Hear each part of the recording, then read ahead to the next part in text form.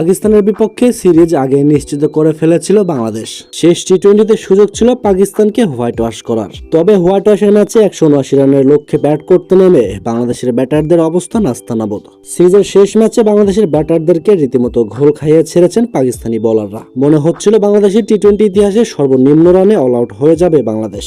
তবে সাইফুদ্দিনের কল্যাণে 104 রানে অল আউট হয় বাংলাদেশ। তাতে 74 রানে হেরে 3 ম্যাচ টি-20 সিরিজে 2-1 সিরিজ জিতে নেয় বাংলাদেশ।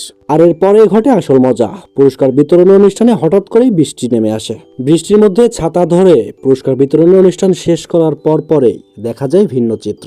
পুরস্কার নেওয়ার পর যেন বাংলাদেশের ক্রিকেটাররা রীতিমতো শৈশবে ফিরে গেলেন। মাঠের মধ্যে তাসকিন, শরীফুল, মিরাজদের কাণ্ড দেখে রীতিমতো হাসতে হাসতে শেষ সবাই। বৃষ্টিতে গড়াগড়ি করছিলেন তারা। পাকিস্তানের বিপক্ষে সিরিজ জয়ের আনন্দ যেন দ্বিগুণ হয়ে যায় বৃষ্টি এসে। শ্রীলঙ্কার বিপক্ষে টি-20 সিরিজ জয়ের পর পাকিস্তানের বিপক্ষে এই জয় আরো দুর্দান্ত।